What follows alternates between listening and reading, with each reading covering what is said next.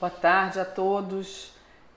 Nós estamos aqui em mais uma Estação Sabiá, na TV 247, no estúdio do Rio de Janeiro. Eu sou Regina Zappa e tenho assim, a enorme honra de receber aqui mais uma vez o grande teólogo Leonardo Boff, um gigante da teologia da libertação, gigante do pensamento, da reflexão. E nós estamos gravando essa entrevista porque Leonardo Boff mora em Araras, veio ao Rio só para essa entrevista, mas só podia vir nessa hora da manhã e nosso programa é à tarde, então esse programa vai estar sendo gravado, mas nós temos muitos assuntos importantes e interessantes para tratar aqui com o Leonardo. Queria dar boa tarde para o Leonardo, bom dia aqui no caso, né? Estamos de dia. E já que a gente falou da teologia da libertação, a gente estava conversando aqui antes sobre uma curiosidade, né? Falamos do Gutiérrez, o peruano, que foi um dos mentores da teologia ao lado do Leonardo. E Leonardo me falou assim, a teologia da libertação nasceu em Itaipava. Como assim, Leonardo? Bom, antes de mais nada, eu quero cumprimentar e agradecer a Regina Zappa. E sempre que eu falo dela, lembro do pai dela. Grande embaixador. Se ele tivesse vivo hoje, a nossa diplomacia seria outra. Então, Regina, guardemos a memória do seu pai. Guardemos. E, olha, o verdadeiro fundador da teologia da libertação foi o Gustavo Gutiérrez, um peruano. Peruano que é indígena, que é coxo, que é todo aleijado. Eu disse, Gustavo... E está vivo com 90 anos. Está vivo com 91 anos. E extremamente lúcido. Eu disse, Gustavo, a teologia da libertação só podia nascer de você. Porque você é índio, você é doente, você é coxo. E ainda mais você é feio. Feio não. Feio não. Então, ele realmente foi o iniciador dessa teologia. Eu também depois entrei, mas sem conhecê-lo. E ela nasceu, na verdade, em Itaipava, em Petrópolis, 1969. Aqui no Rio de Janeiro. Aqui no Rio de Janeiro. Porque os bispos faziam uma revisão do Vaticano II, bispos latino-americanos, e a reunião foi em Itaipava. E discutiam a teologia do desenvolvimento, e aí o Gustavo fez uma palestra dizendo, olha, teologia do desenvolvimento é coisa dos europeus. Nós temos que fazer uma teologia a partir do subdesenvolvimento. O subdesenvolvimento é uma opressão, e o que se opõe à opressão é a libertação.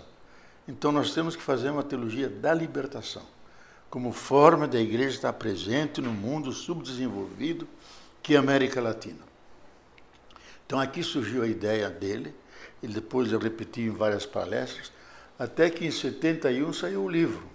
Eu pessoalmente não conhecia o Gustavo Gutiérrez, escrevi em 1970 Meu Jesus Cristo Libertador, e junto com João Luís II, que é um uruguaio que escreveu Libertação da Teologia e Teologia da Libertação, e somos considerados os três, aliás, devo dizer, junto com Paulo Freire. Porque Paulo Freire sempre se entendeu como um dos fundadores da teologia da libertação. Porque a libertação exige um método, a ação que liberta. Que método vamos usar? Aí entrou Paulo Freire. Então, vale recordar isso, que Paulo Freire não só era um grande cristão, e me tornei amigo dele, e ficamos juntos em vários trabalhos. Então, ela nasceu no Brasil, e o Gustavo Gutiérrez explica até. Diz, olha, ela tinha que nascer no Brasil, porque o Brasil é o país mais inserido no sistema do capital, e também das suas contradições.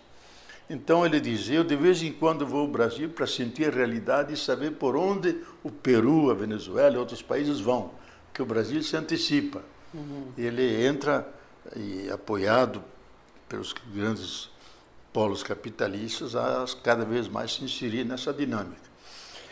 Isso é importante dizer, porque nós somos os teólogos já digamos, os fundadores, nós dizemos até meio com humor, somos os jurássicos da teologia da libertação. Mas apareceu já uma nova geração, eu diria 2 gerações. Uma segunda, onde de teólogos da libertação, homens e mulheres, indígenas, negros, ela se diversificou e agora entrou uma nova geração que nós encontramos no ano passado em El Salvador. Tem algum nome importante, assim? Alguns nomes que você lembra? Não? Olha, são tudo gente nova, eu não guardo direito os nomes, mas grande parte são mulheres, são negros, são indígenas, jovens argentinos que trabalham a pedagogia, a forma de chegar à cultura popular, uma outra linguagem. Eu me senti velho estando com eles. Uma semana trocando, eu percebi como as mentalidades mudam. Eles têm outra sensibilidade, usam a internet, usam os meios digitais que nós não tínhamos.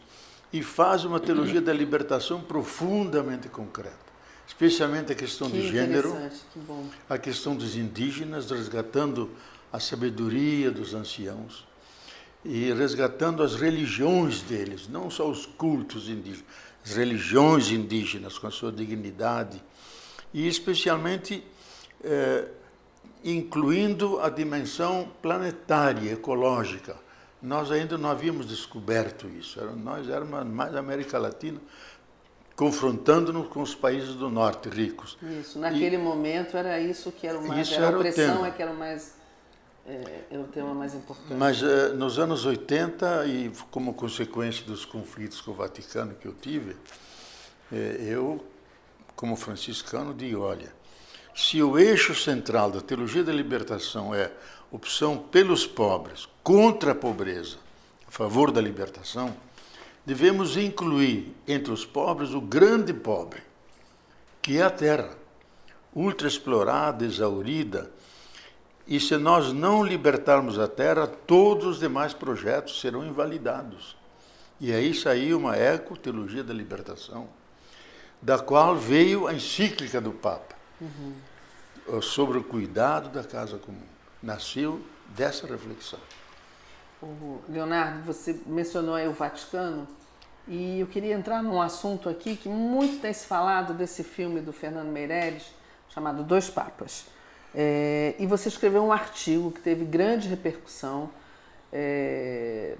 podia até dizer que viralizou na internet, onde o título do artigo é Dois Papas, Dois Modelos de Homem, Dois Modelos de Igreja. E acho que você foi assim bastante generoso no seu artigo em relação à história, principalmente do Ratzinger, né, que foi uma pessoa que você conheceu bem e que depois conheceu como seu inquisidor. E também você fala do Bertoglio, que você também conheceu. Então você fala com a propriedade, com conhecimento do que seria essa conversa que nunca existiu, na verdade, é um filme de ficção, mas que você acha que realmente o filme é muito fiel a cada um dos personagens. Olha, eu, Regina, talvez tenha o privilégio de ter conhecido os dois. O Ratzinger muito diretamente, ficamos até amigos, trocamos correspondência durante 4 ou 5 anos, sempre na semana de Pentecostes, nos reuníamos na Holanda ou em alguma cidade da Europa para montar a revista mais de avançada que havia, que se chamava Revista Concilium, que reunia os teólogos mais progressistas. Ele sentava ao meu lado, conversávamos, enquanto faziam a sesta nós passeávamos fora e ficamos realmente próximos. E ele me apreciava muito a minha teologia. Até uma vez que eu estava na fila para cumprimentar o Papa, ele me viu, me tirou da fila, me levou lá na frente e me apresentou o Papa dizendo, olha, é um jovem teólogo brasileiro, é uma boa promessa. Foi aí que o Papa disse, eu estou lendo um livro de você devagar, devagar. Ele estava aprendendo português, porque ele vinha ao Brasil. Esse era o Papa João Paulo II. João Paulo II. E aí o Ratzinger disse, bom teólogo, o Papa disse, ele nunca me decepcionou. Para mim foi um grande louvor. Então, havia essa proximidade com o Ratzinger. Na Alemanha ele tinha fama de teólogo progressista, e de fato era, as palestras que eu vi. O Ratzinger? O Ratzinger era um grande teólogo, progressista, me ajudou pessoalmente muito a publicar minha tese, porque era um calhamaço de 500 páginas impressas, e ele encontrou dinheiro suficiente, encontrou editora, apresentou o livro. Eu digo isso no prefácio do livro. E ajudou muito, né? E ele tem uma dimensão, Regina, que a maioria não sabe. Ele é muito despojado. Ele usava metade do salário de professor catedrático, que é alto na Alemanha, para dar a estudantes pobres africanos e latino-americanos. Então, ele tem esse dado. E como pessoa extremamente fino, elegante, nunca ergue a voz. E tímido, como você diz, né? Digamos, nós estamos tomando café aqui, ele vai tomar o café dele lá no canto, sozinho. E ele não entra nas conversas para fazer um diálogo, ele fica sempre quieto. Mas ele sempre teve uma fama, ao contrário disso, né? Uma fama de ultraconservador, de ter participado da aventura nazista de alguma forma.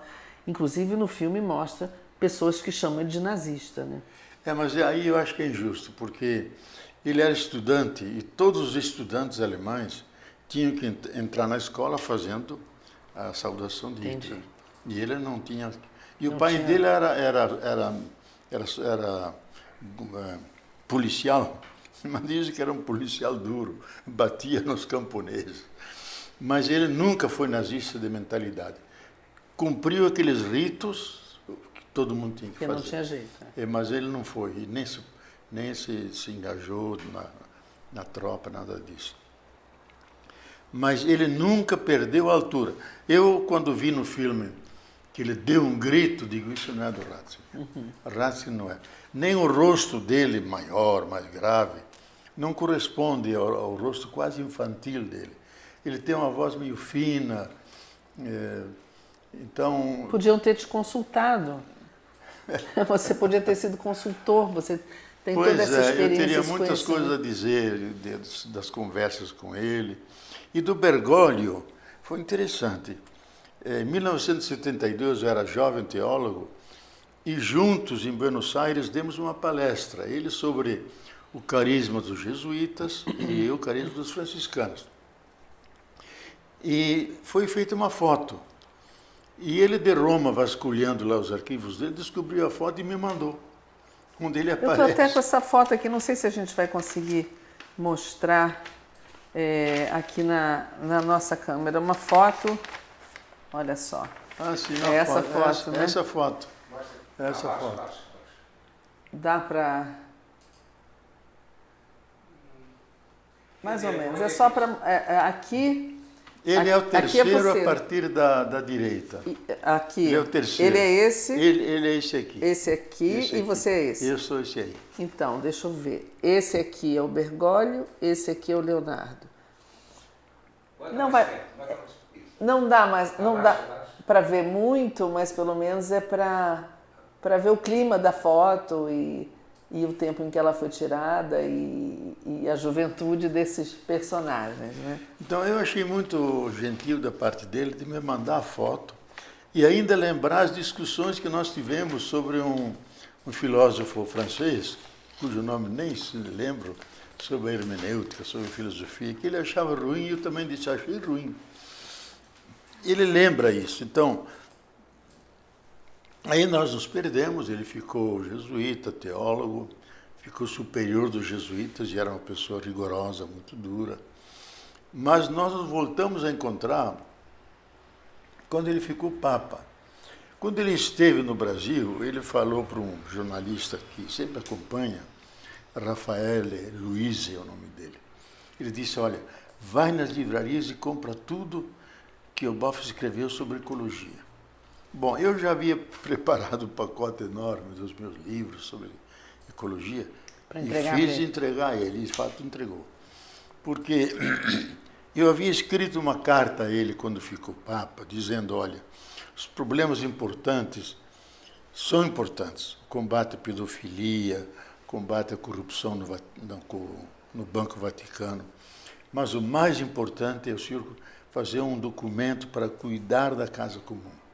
Porque se nós não salvarmos a terra, nenhum projeto terá sentido. E ele tomou a sério. Aí ele me pediu subsídios.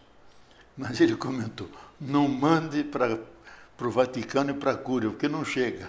É isso que eu ia dizer, você me disse uma vez, né? Manda direto para mim, né?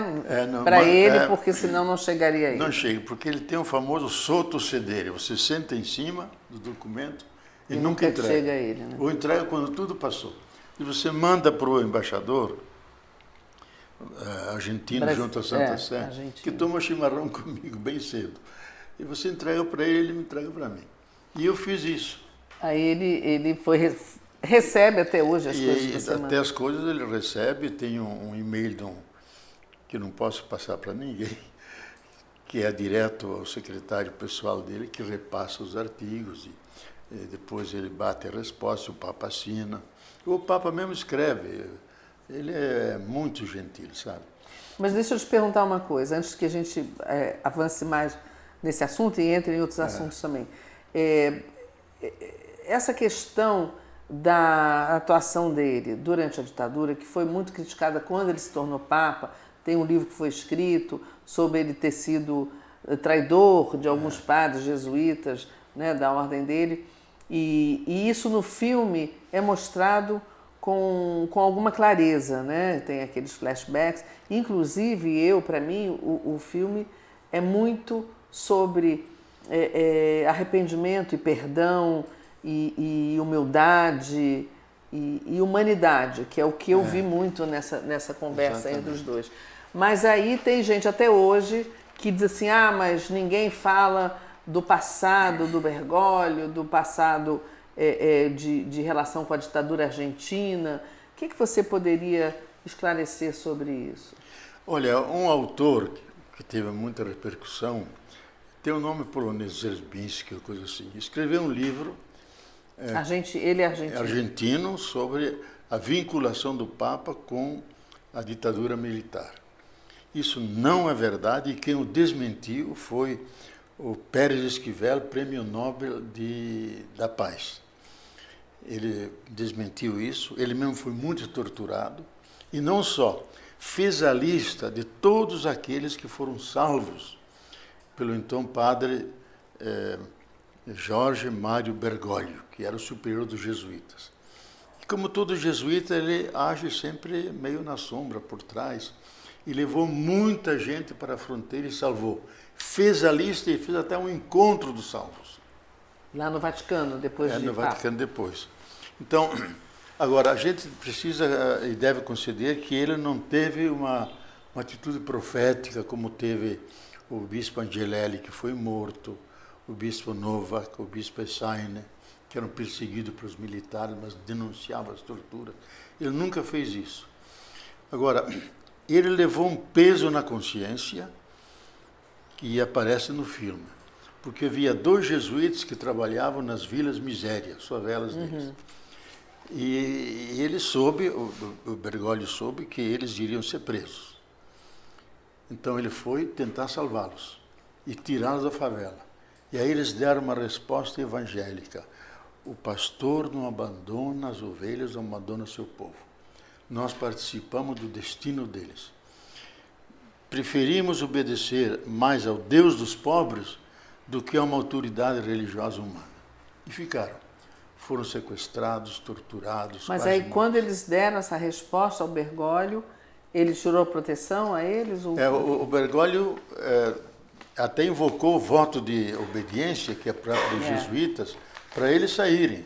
Daí que eles deram essa resposta evangélica, que era uma questão de consciência. Ficar junto do povo ou salvar a própria vida. Digo, não, participamos do sofrimento do povo. E isso, de fato, pesou na consciência do Bergoglio. Pesou e o filme mostra isso. Como pesou na consciência do cardeal Ratzinger. Isso é muito grave, porque ele escreveu a todos os bispos uma carta sobre sigilo pontifício, que é o sigilo mais alto, que se alguém viola esse sigilo e é bispo,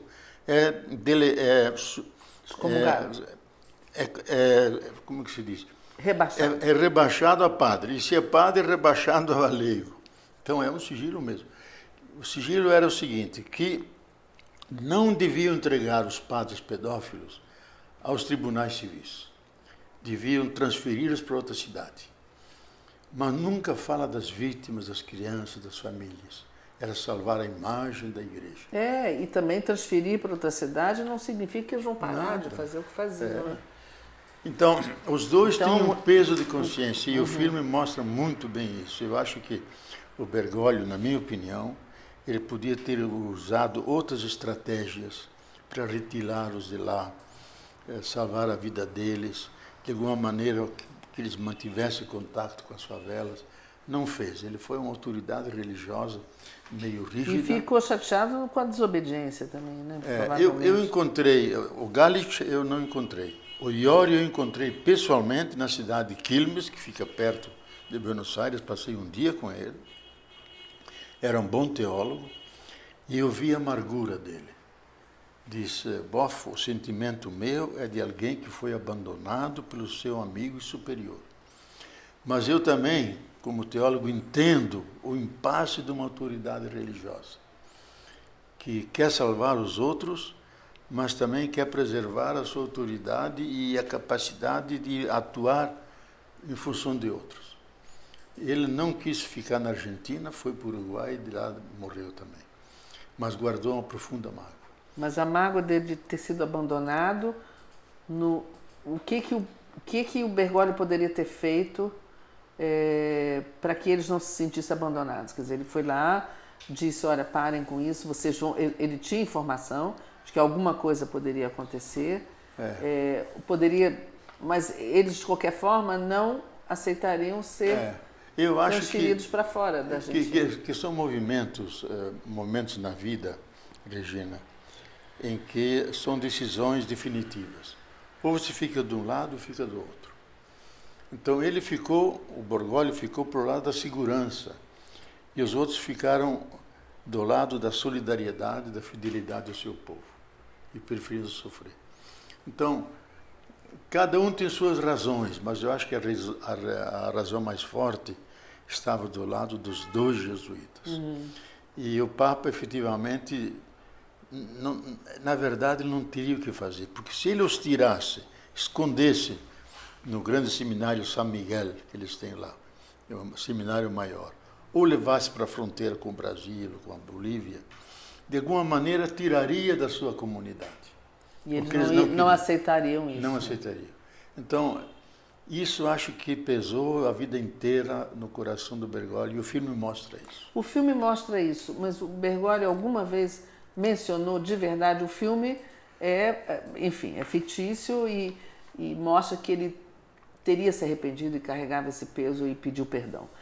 Na verdade, na realidade, ele alguma vez mencionou esse episódio? Olha, quanto eu saiba, não. Ele se refere sempre ao Pérez Esquivel, do qual ele é muito próximo, dizendo, eu nunca fui cúmplice e me imiscuí com a repressão e com as torturas. Sempre fui contra. Mas não se levantou a voz profética, como agora com o Papa, ele levanta a voz profética. É verdade. Ele mudou? Bergoglio mudou? Eu acho que ele mudou. Eu acho que ele mudou muito e, segundo alguém que conhece bem a Cúria e é um amigo meu, diz, olha, dentro da Cúria, ele não é Francisco. Ele é o Bergoglio jesuíta. Ele chama os caluniadores, os enfrenta, tem discussões rígidas e quando sai, aí vem o Francisco, terno, fraterno com o povo, mas lá dentro é duro como jesuíta.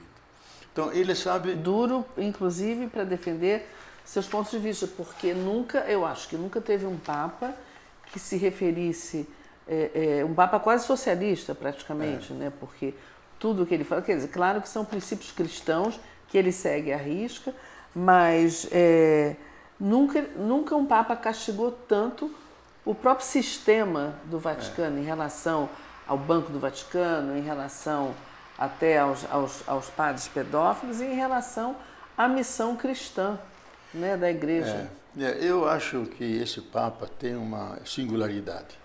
Primeiro que ele não vem do mundo europeu, onde a igreja sempre pertenceu ao pacto histórico, ao bloco histórico, para falar em Gramsci, que irrita muitos seguidores de Bolsonaro. Ela pertencia àquele bloco anticomunista e defendia a cultura ocidental, etc. O Papa Francisco vem fora dessas discussões, vem do fim do mundo. O problema dele não é o marxismo, é a injustiça, a pobreza que existe entre o povo. É a libertação. Então, o grande tema dele é a justiça social. Ele discutiu muitas vezes com a Cristina Kirchner, que fazia muita coisa como peronista, em função do povo, mas de uma forma assistencialista. Ele dizia, Cristina, você tem que fazer uma mudança estrutural na linha da justiça social e da libertação, e não só sobrevoando os problemas e acalmando as situações. Então, nenhum Papa na história da Igreja foi tão claro e explícito contra aqueles que adoram o dinheiro, que não têm sensibilidade. Diz, a nossa cultura moderna desaprendeu a chorar, porque não tem compaixão e misericórdia com o outro. Agora, ele nunca usa o termo capitalismo para não irritar os cristãos norte-americanos, que se sentem todos capitalistas e bons. Mas ele usa todas as expressões e quem entende sabe. Esse sistema que ele chama sistema de morte, sistema assassino, sistema antivida, que desola a terra, todo mundo entende, é o sistema dominante e é o único que existe, é o sistema do capital, mundialmente globalizado. E por isso ele é tão combatido pela mídia de direita católica, pelos padres e bispos conservadores dentro da própria igreja e por organizações ultraconservadoras no mundo inteiro. A gente tem visto, você já escreveu sobre isso também, né? Essas ameaças ao Papa, esse combate. Olha, se organizou uma articulação e na cabeça dela está o Bannon, que era o grande assessor de segurança do governo de Trump, mas era tão radical que o Trump libertou-se dele. Mas ele criou uma articulação de cristãos, bispos, até cardeais. Do mundo inteiro, né? Do mundo inteiro. E com gente de dentro da Cúria. Com a Quer ideia... dizer, só para te interromper um minutinho, o Bannon, que a gente conhece pelas fake news e que interferiu em tantas eleições e sobretudo na eleição brasileira, também está interferindo, então, dentro do Vaticano. Não, ele é a cabeça dessa articulação. Contra o Papa. Contra o Papa, na perspectiva de obrigar o Papa a renunciar. Agora, eles estão na absoluta ilusão. Digo, o Papa ou renuncia, e esse não vai renunciar, ou vocês assassinam. Porque o Papa só deixa de ser Papa com a morte. Ou faz uma exceção, como o Bento XVI, que renunciou. Então, eles gastaram mais de 2 milhões de dólares, levantando as biografias, todos os eventos os complexos de cada cardeal que pode ser um possível Papa, e reforçando aquelas pessoas conservadoras entre os cardeais que possam ser os sucessores. Agora, o Papa, como bom jesuíta, é esperto. Ele já nomeou o número suficiente de cardeais que ele tirou das paróquias, de padres que estavam no meio do povo, e os fez cardeais. Se cercou de gente... E tem um número suficiente para a eleição. E ele tem maioria. Do próximo Papa. Do próprio. Então, há uma tradição entre os cardeais que foram nomeados pelo Papa, de eles, quase como um voto, votarem na direção da mentalidade do Papa que os fez cardeais.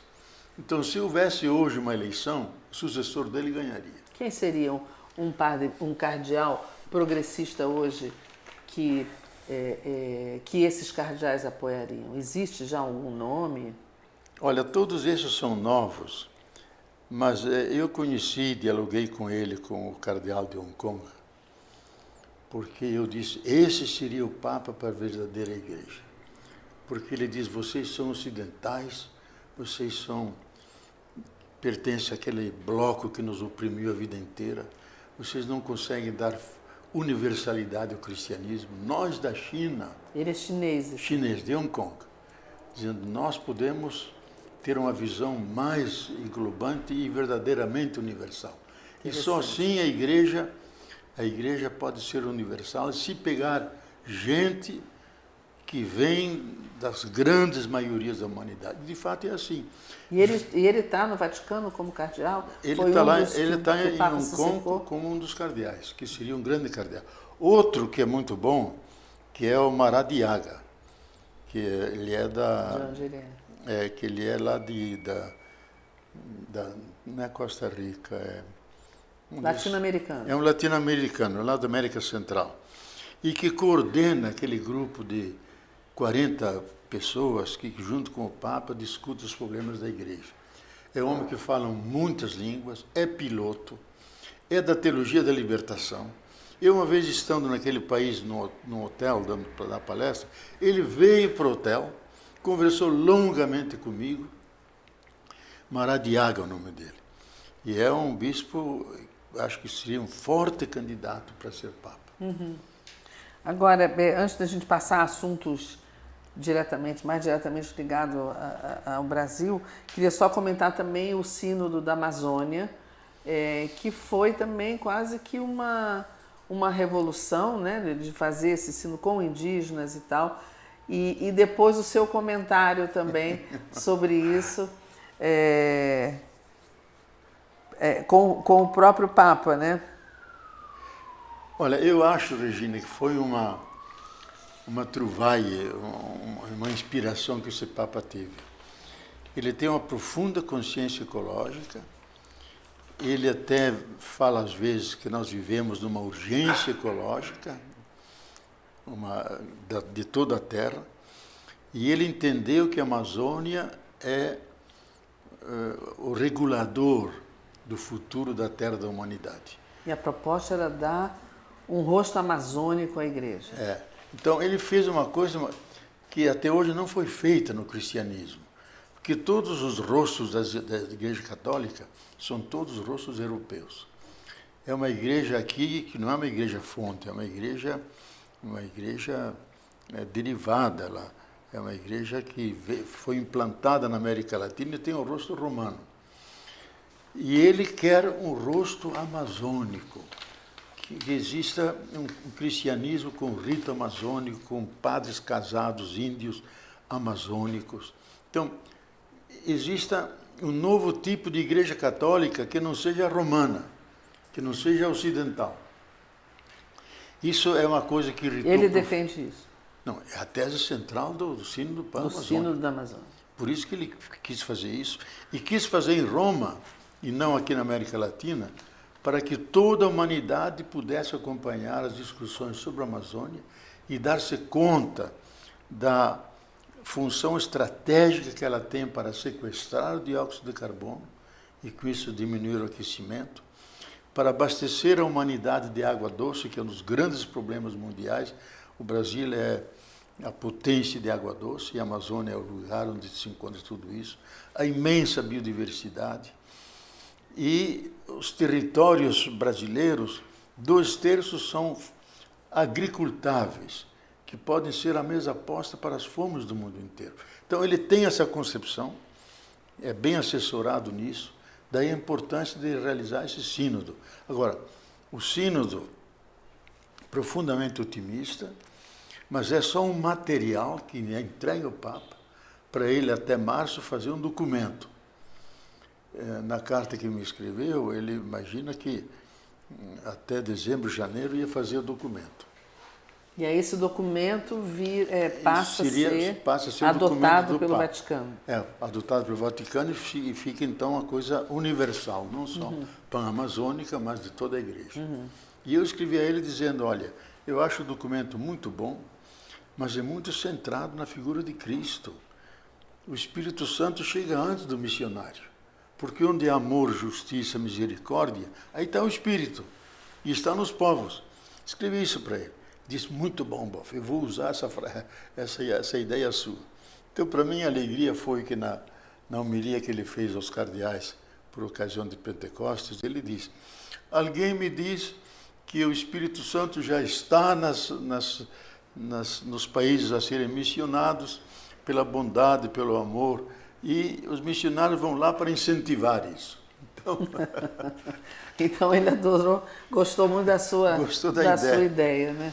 Agora, a gente vindo aqui para assuntos mais terrenos aqui do Brasil, eu tinha uma curiosidade em saber o que você pensa desse especial de Natal que foi feito por aquele grupo de Porta dos Fundos, que a produtora sofreu recentemente um atentado, a bomba, e agora, ontem ou anteontem, agora mesmo, foi um juiz, até esqueço o nome dele, acabou suspendendo o programa, ou seja, censurando o programa para acalmar, segundo ele, para acalmar os ânimos brasileiros. O que você acha do programa? O que você acha dessa censura? Qual é a tua posição? Olha, eu acho, Regina, que todas as coisas têm limite. E especialmente numa sociedade, você tem que criar condições de não criar constrangimento, impor empecilhos à comunicação. Então eu acho que as coisas do sagrado, elas são sagradas. E elas devem ser, a primeira atitude dentro do sagrado é o respeito, a veneração. Eu acho que eles, no meu modo de ver, se excederam nisso. Há liberdade, mas a liberdade tem que ter respeito e tem que ter o seu limite. Por outro lado, eu acho que foi mais grave ainda, lançaram uma bomba, porque podia até atingir pessoas, destruir. Então eu acho que há uma limitação nos dois lados. Eu acho que não convém tratar o sagrado dessa forma e aceitar limites que são importantes numa sociedade. Por outro lado, a sua reação não pode vir pela violência. Tem que vir pelo diálogo, pela discussão, pela crítica, que é sempre sã. Então, é uma situação ambígua, porque nós prezamos muito, vindos da repressão, prezamos muito a liberdade de imprensa, e ela deve ser mantida. Mas uma liberdade que conhece seus limites.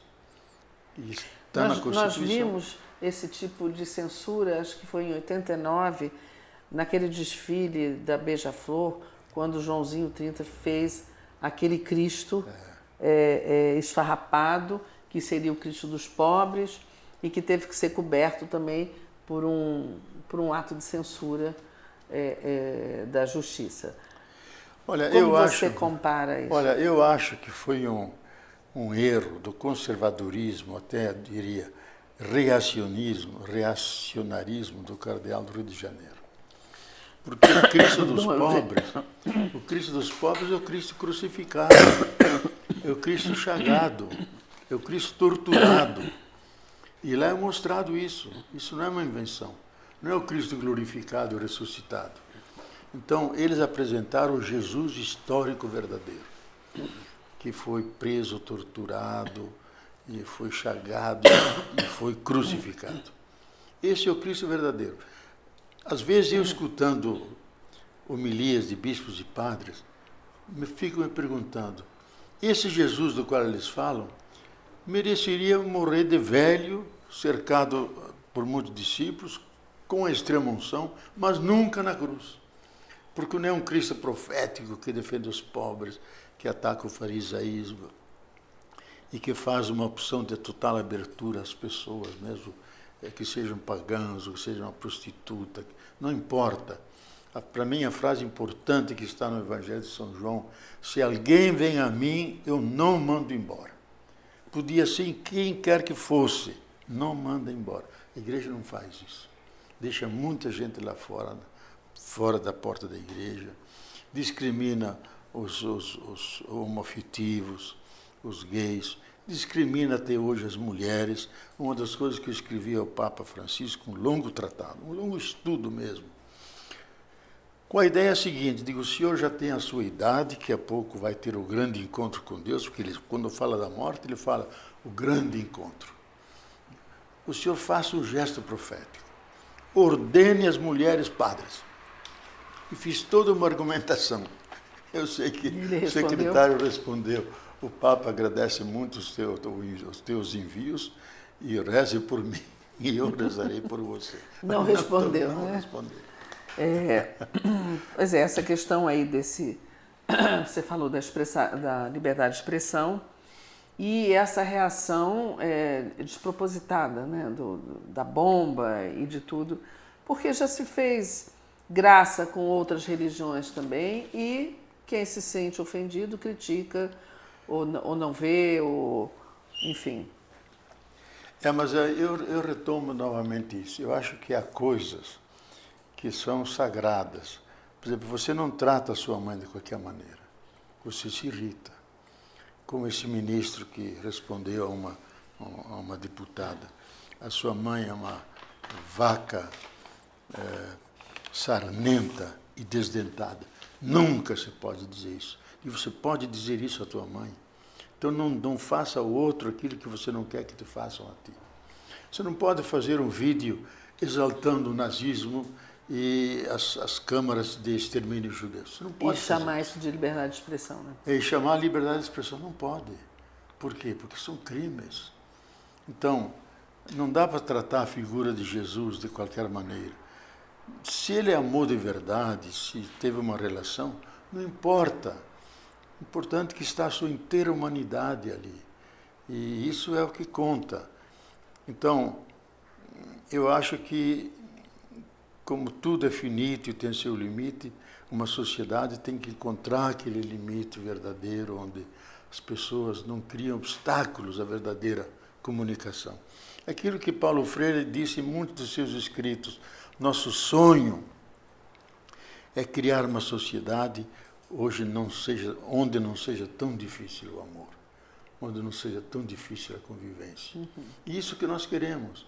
Agora, produzir um texto assim, conflitiva com milhões de pessoas. Mas também não pode ser censurado, né? Quer dizer, nesse caso. No caso do nazismo, no caso que são coisas mais graves, não são? Ou não? Eu acho que se eles fossem cidadãos conscientes e respeitosos, não fariam isso. Mas então são cidadãos que se debocham das coisas sagradas. Acho que não. Sagrado é sagrado, o próprio nome sagrado diz, é uma região intocável, que o ser humano traça um limite e diz, não posso passar disso. E eu acho que tanto na França como aqui se passou disso. Agora, a reação também não é essa legítima de você usar violência destrutiva. O que seria era, eu acho, produzir um debate na sociedade. A propósito disso, vamos discutir o homossexualismo. Isto é, eu nem diria o homoafetismo. Vamos discutir o amor humano, que se dá de mil maneiras. Se dá com teu pai, tua mãe, teus irmãos, se dá com outra pessoa diferente de você, se dá com um co-igual a você, homem com uma mulher com mulher. Existe amor aí de verdade? Se existe, eu calo. Porque o verdadeiro nome de Deus é amor. E se esse está presente, algo de Deus está presente. Então, respeito, porque o amor é sagrado. Então, isso eu esperaria dos dois lados. Eu acho que os dois lados se cederam. Tá. E você teve outros artigos recentes, um fala sobre o Herodes moderno e fala sobre essa violência que a gente vê na nossa sociedade hoje, principalmente contra os pobres, os negros e as crianças. E em outra, você fala sobre o império da impostura.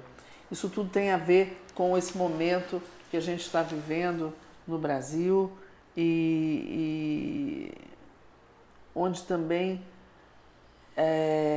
as coisas se excederam, né? Do lado da violência e do lado da mentira. Veja, Regina, eu acho que o Natal, ela tem sempre seu idílio, reúne as famílias e temos as figuras conhecidas do Bom José, de Maria, os pastores, os anjos. E sempre esquecemos a figura de Herodes, que é importantíssima. Porque ele, sabendo que nasceu alguém que podia disputar o poder com ele, mandou degolar todas as crianças abaixo de 2 anos. E é um texto dos mais lindos do Novo Testamento, que diz um grito e um choro se escuta em Ramá. É Raquel que chora seus filhos. Chora os filhos porque eles nunca mais voltarão. Olha, esse Herodes está aqui no Rio de Janeiro, está no Brasil, estão matando crianças. E eu faço a lista das crianças de 5 a 14 anos que foram assassinadas. As mães que choraram dizendo, basta, não bate nossos filhos. Parem de matar nossas crianças. Para de matar nossos filhos. E não se para. No Brasil inteiro há um verdadeiro genocídio de indígenas, de camponeses, de gente sem terra. Para falar do sem terra, preciso dizer isso, Regina, que o MST e o sem terra são muito caluniados. Eles organizaram um consenso entre todos os grupos dele no Brasil de plantar este ano 1 milhão de árvores lá onde o agronegócio desmatou, mandou queimar, jogou veneno. Vão plantar 1 milhão de árvores. Vão ajudar a natureza, a humanidade a diminuir o dióxido de carbono. Isso é um dos méritos. São ao contrário dos Herodes, aqueles que optam pela vida. Então eu acho que nesse momento trágico em que vivemos, porque a situação brasileira é trágica, porque nós não confiamos mais. Você escuta uma notícia e não sabe se é um fake news, uma mentira ou é uma verdade. Porque se estabeleceu o império da impostura. A partir da cabeça desse governo, que ele pessoalmente, o ex-capitão, mente, escreve fake news. O ministro de Relações Exteriores, uma das maiores vergonhas que tem no nosso país, criou um problema enorme com o Irã agora. Depois se desdiz como se nada valesse, prejudica nossas relações internacionais, o nosso nome. Oxalá se o pai não se remova na sepultura de indignação, sabe? Então eu acho que vivemos a época da impostura, onde a verdade não conta, vivemos na pós-verdade. Significa que verdade e mentira têm a mesma validade desde que favoreçam os meus interesses. Então nunca nas tradições da humanidade se abandonou a busca da verdade.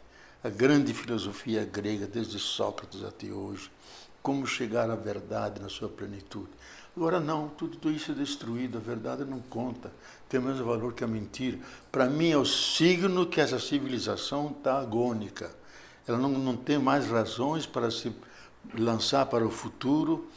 No meu modo de ver, ela está no caminho de uma grande catástrofe civilizatória, que não é fim de uma época, como o fim da Idade Média, vem outro. Eu acho que é o fim do ensaio civilizatório desse tipo de humanidade.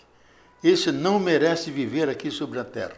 Tem que vir um tipo de ser humano, homem e mulher, diferentes, que tenham veneração, respeito, convivência, se sintam parte da natureza e amem essa imensa realidade.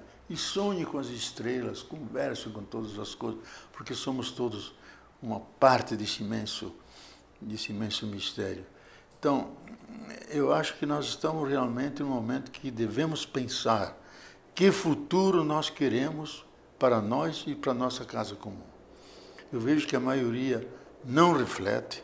Grandes nomes como da economia, Stiglitz, Prêmio Nobel, Paul Krugman, Prêmio Nobel da Economia, dizem: ou nós mudamos a nossa forma de produzir e consumir, ou vamos ao encontro de uma catástrofe ecológica, social sem precedentes. Eles sabem como funciona o capital e sabem os danos que ele produz à totalidade. Não é só uma coisa regional. Desta vez é a casa, como o planeta, que está perdendo a sua sustentabilidade. Então, eu acho que essas questões deviam ser mais pensadas. E tem os negacionistas brasileiros instalados no governo que acham que o aquecimento global é uma invenção marxista, que existe a cultura marxista, que seriam nós os representantes. Até com razão eles dizem isso, porque se há uma coisa que a tradição marxista trouxe, é a capacidade crítica de não ver pela rama a situação, mas buscar as estruturas de opressão e de exploração que criam a miséria coletiva da humanidade. A tradição marxista teve esse mérito e nós nunca conseguimos digerir totalmente isso, porque nos obrigaria a mudar a forma de habitar o planeta, de produzir, de distribuir os bens, e criaram uma nova comensalidade, isto é, todos comerem juntos, não só nós seres humanos, mas a comunidade de vida, as plantas, os animais, as águas, os pássaros, que formamos a comunidade de vida. Então, isso é suscitado por essa crítica. Eles não toleram essa crítica. Preferem morrer junto com o sistema, mas não mudar. Eu queria até fazer um comentário. Você se emocionou agora ao falar de Raquel, do Novo Testamento, da morte das crianças, do genocídio que a gente está vendo acontecer no nosso país e muito aqui no Rio de Janeiro. E você se emocionou, eu me emocionei, mas eu acho que as pessoas estão perdendo essa capacidade de se emocionar e de perceber essas tragédias que a gente está vivendo e esse ambiente que não é só no Brasil, mas é fora do Brasil. Agora, essa ameaça que está assustando a todos com os Estados Unidos e Irã, embora os Estados Unidos tenham recuado um pouco, mas não se sabe o dia de amanhã. E isso que você acaba de dizer, que nós caminhamos para uma enorme catástrofe ecológica e social nesse país.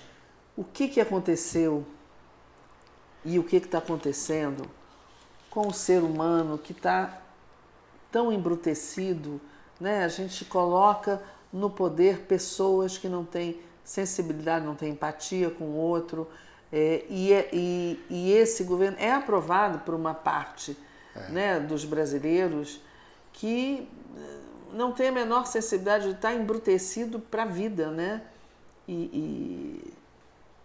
O que fazer? Como que isso acontece? Por quê?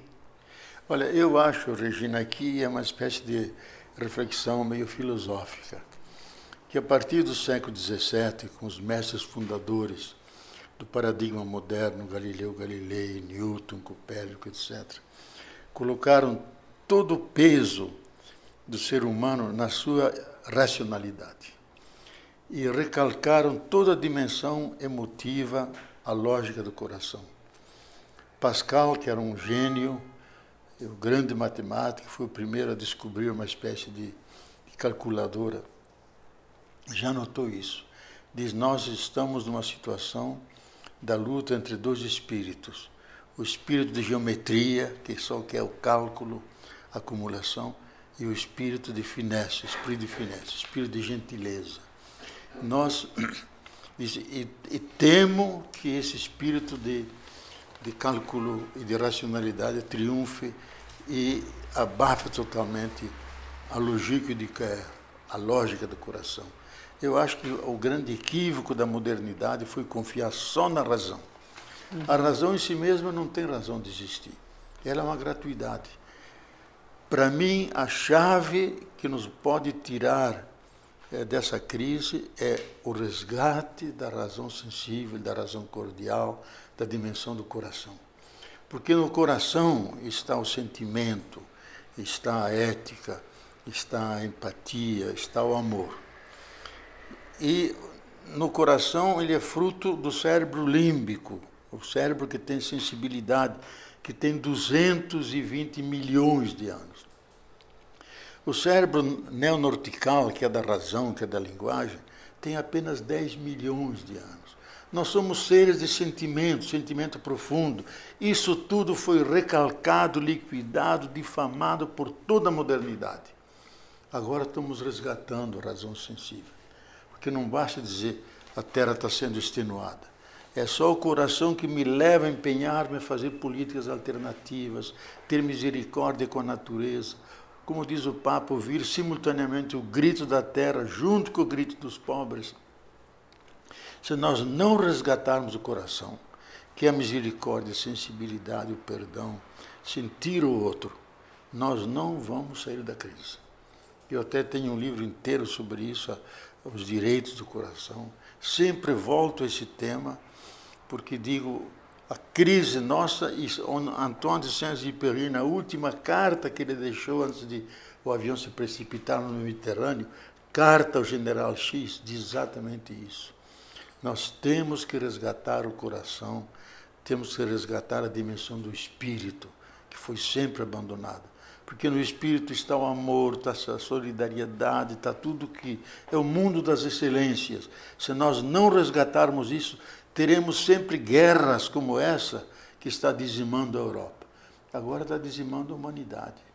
Então eu acho que a revolução verdadeira começa no coração. Começa no coração. E a gente viu, agora há pouco tempo, o Mauro Lopes escreveu um livro que você fez, um texto de abertura sobre a espiritualidade de Lula e como ele vinha refletindo sobre determinadas coisas no tempo que ele esteve preso. Então, será que é isso que a gente precisa de um tempo para parar e refletir? Como você escreveu aqui no seu texto de abertura, é isso que o ser humano está precisando? Eu acho que o ser humano ele tem que entrar numa espécie de spa, sabe? Uma espécie de spa onde ele vai reequilibrar o seu sistema nutricional, biológico e espiritual. Dar-se uma pausa e fazer uma análise o que ocorreu nos últimos 200, 300 anos a ponto de nós dominarmos a natureza, dominarmos a vida, dominarmos os povos e queremos dominar até o espaço exterior. Isso só nos trouxe infelicidade e guerras. Eu acho que nós devemos redescobrir o humano que está em nós, como no filme mostra muito claro, esse filme Dois Papas. São duas visões de igreja antagônicas, mas o diálogo, a escuta, o encontro os aproxima até o ponto que se descobre humanos. Um não é o Papa Bento XVI, é o homem Joseph Ratzinger. O outro não é o Papa Francisco, é o Mário Bergoglio. Vamos dançar o tango. Você toca a tua música clássica, eu cantarolo coisas dos Beatles. Que humaniza eles essas... A humanidade, nós temos que resgatar o homem novo, a mulher nova, que se regem pela lógica do coração, que é uma lógica da generosidade, da convivência, de repartir, da fraternidade. Isso nos falta. O Papa tem razão quando esteve na ilha de Lampedusa, vendo aqueles africanos chegando, dizendo a cultura moderna não sabe mais chorar, porque ela não sente o sofrimento do outro. Nós devemos chorar, ter sentimento com a natureza, com as plantas que sofrem e com aqueles que estão nas ruas aos milhões passando fome e miséria e que no Brasil estão sendo exterminados como política, eu não digo política de Estado, mas como política comum, não falada, mas exercida, de acabar com os pobres, acabar com os negros, acabar com consentida, né? E consentida. E muita gente aplaude e diz que tem que ser isso mesmo.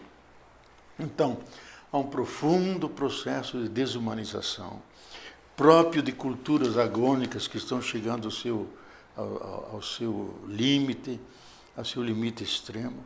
E dentro disso, lógico, a história vai avante e novas sementes que foram plantadas começam a brotar. E aí vem uma nova vida, uma nova forma de organizar as coisas, de conviver. Eu não acredito que vai acabar o mundo. Deve acabar esse tipo de mundo. Esse tem que acabar, porque ele é desumano demais, ele é anti-vida, sacrifica a natureza, as pessoas, em função da acumulação de bens materiais, que ele não pode levar para a sepultura. Mas vive nessa obsessão e o Papa duramente cria.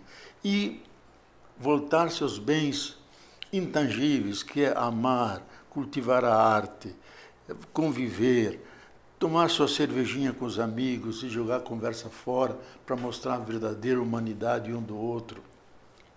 Isso que constitui o conteúdo da felicidade. Felicidade não é acumular. Como diz o poeta, se você quer pegar borboletas para ser feliz, não corra atrás de borboleta. Plante um jardim que as borboletas virão. O Mário Quintana disse isso. Eu escrevi 30 páginas sobre isso. Então, nós precisamos conhecer essa rota que desemboca numa convivência, como diz Paulo Freire, onde é mais fácil amar, é mais fácil conviver, é mais fácil ter a paz e o amor. Leonardo, infelizmente chegamos aqui no fim do nosso programa, depois dessa conversa tão profunda e tão, ao mesmo tempo, esperançosa, porque havemos de plantar um jardim para que as borboletas venham, para que a gente crie um outro mundo e um outro tipo de ser humano. Outro tipo, né? De ser humano. Temos que nos reinventar, sabe? Temos que nos reinventar. Vamos tentar, vamos torcer para que isso aconteça, principalmente que os jovens que venham já venham com esses valores civilizatórios que estão se perdendo hoje, né? Na vista da gente. Quero te agradecer muitíssimo. Muito obrigada por estar aqui com a gente. Tenho certeza que todo mundo aproveitou muito essa conversa. E até a próxima. Quando puder, você volta aqui para engrandecer aqui o nosso programa. Eu quero prestigiar a tua iniciativa, Regina, porque ela é generosa, aberta a todo mundo e sempre eleva os espíritos. Nós temos que alimentar o espírito como alimentamos o corpo. Você faz isso na nossa cultura e eu quero agradecer. Muito obrigada. Eu que agradeço a sua participação e agradeço a todos que estão assistindo a gente. Espero que vocês tenham se emocionado como eu me emocionei e como o Leonardo também se emocionou. Até a próxima Estação Sabiá, na segunda-feira.